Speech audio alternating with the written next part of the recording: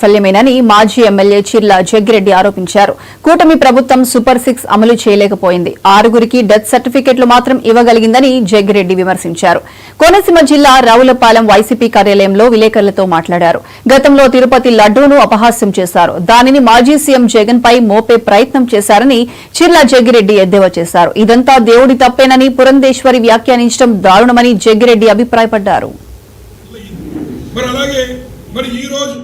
7 నెలల నుంచి మీ ప్రభుత్వం ఉంది. అప్పుడు జగన్మోహన్ గారు మరి తప్పు చేసినట్టు మీరు భావించి సుప్రీంకోర్టు వరకు వెళ్ళి సుప్రీంకోర్టులో ముట్టిగాలు వేయించుకున్నటువంటి సిగ్గుమాలిన ప్రభుత్వం మీరు. మరి అటువంటి తల్లుల్లో ఈరోజు 7 నెలల నుంచి మీరు అధికారంలో ఉండి మీకున్నటువంటి అక్కడ బిఆర్ నాయుడు గారు అలాగే మీకున్నటువంటి ఈవో గారి మధ్య ఉన్నటువంటి కమ్యూనికేషన్ గ్యాప్ల వల్ల నిర్లక్ష్యం వల్ల ఇవాళ ఇంతమంది మరి 6గురు ప్రాణాలు మీరు సూపర్ 6 అమలు చేయలేరు, కానీ సూపర్ 6 ప్రాణాలు మాత్రం మీరు తీసుకున్నారు. మరి ఆ రకంగా జరిగినప్పుడు వీరు ఏ రకంగా వారికి సమాధానం చెప్తారని చెప్పి ఈ సందర్భంగా మేము అడుగుతున్నాం. మరి అలాగే ఏదైతే మరి గతంలో మరి పవన్ కళ్యాణ్ గారు కూడా ఏదైతే మరి జరగనటువంటి అపచారానికి చంద్రబాబు గారు ఇచ్చిన స్క్రిప్ట్ని చూసి మెట్లు కడిగి ప్రయత్నం చేసుకుంటున్నారు, తప్పలేదు, పుణ్యమే. కానీ ఇవాళ మరి ఇంత అపచారం జరిగితే చంద్రబాబు నాయుడు గారిని ఏ రకంగా మరి పవన్ కళ్యాణ్ గారు ప్రక్షాళన చేస్తారని చెప్పి మేము అడుగుతున్నాం.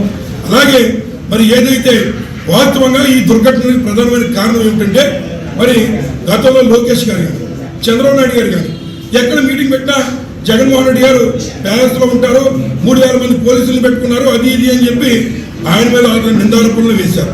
మరి ఈ రోజున సాక్షాత్తు శ్రీవారితో ఆడుకుంటే శ్రీవారి బుద్ధి చెప్తారన్న చందంగా మరి ఏదైతే మీరు మరి మీరున్నటువంటి మీ స్వగ్రామైనటువంటి చిత్తూరులో 6, 7, 8 తారీఖులు మీరు మీ గ్రామంలో మీ యొక్క నియోజకవర్గంలో ఉండి అక్కడ ఉన్నటువంటి మొత్తం పోలీసులంతా కూడా చిత్తూరు జిల్లాలో ఉన్న పోలీసులంతా కూడా మీ దగ్గరే పెట్టుకుని 10 రోజుల ముందు నుంచి ఇవ్వాల్సినటువంటి వైకుంఠ ద్వార దర్శనం టికెట్లన్నీ కూడా ఒక్కరోజు అడవుడిగా ఇచ్చే ప్రయత్నం చేసి ఈరోజు మీరు ఘోరంగా ఈ యొక్క దురదృష్టమైన సంఘటనకి కారణభూతులు అయ్యారు.